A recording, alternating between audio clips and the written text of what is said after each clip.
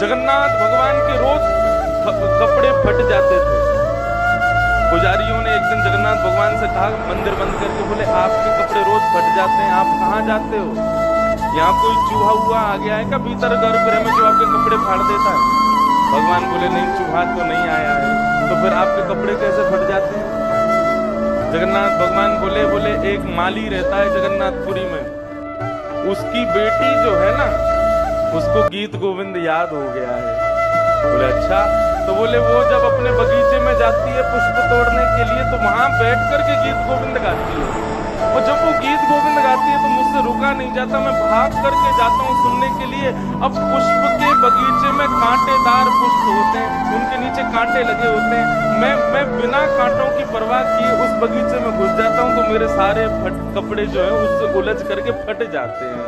मैं गीत गोविंद सुनने जाता हूँ।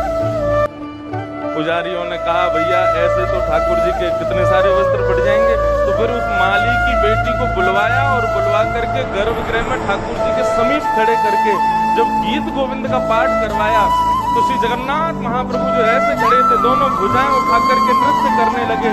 और नृत्य करते करते उस माली की बेटी को अपने आप में ही समाविष्ट कर दिया। इतना प्रेम करते हैं ठाकुर जी गीत गोविंद से। इसलिए बंधु, गीत जगन्नाथ भगवान के रोज कपड़े फट जाते थे। पुजारियों ने एक दिन जगन्नाथ भगवान से कहा, मंदिर बंद करके, बोले आपके कपड़े रोज फट जाते हैं, आप कहाँ जाते हो? यहाँ कोई चूहा हुआ आ गया है क्या भीतर गर्भगृह में जो आपके कपड़े फाड़ देता है? भगवान बोले नहीं, चूहा तो नहीं आया है। तो फिर आपके कपड़े कैसे फट जाते हैं?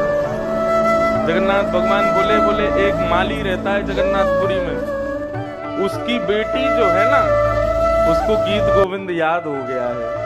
बोले अच्छा। तो बोले वो जब अपने बगीचे में जाती है पुष्प तोड़ने के लिए, तो वहां बैठ करके गीत गोविंद गाती है। और जब वो गीत गोविंद गाती है तो मुझसे रुका नहीं जाता, मैं भाग करके जाता हूँ सुनने के लिए। अब पुष्प के बगीचे में कांटेदार पुष्प होते हैं, उनके नीचे कांटे लगे होते हैं।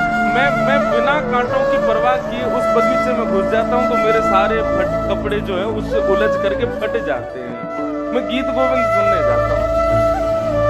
पुजारियों ने कहा, भैया ऐसे तो ठाकुर जी के कितने सारे वस्त्र फट जाएंगे। तो फिर उस माली की बेटी को बुलवाया और बुलवा करके गर्भगृह में ठाकुर जी के समीप खड़े करके जब गीत गोविंद का पाठ करवाया, तो श्री जगन्नाथ महाप्रभु जो ऐसे खड़े थे, दोनों भुजाएं उठा करके नृत्य करने लगे। और नृत्य करते करते उस माली की बेटी को अपने आप में ही समाविष्ट कर दिया। इतना प्रेम करते हैं ठाकुर जी गीत गोविंद से। इसलिए बंधु,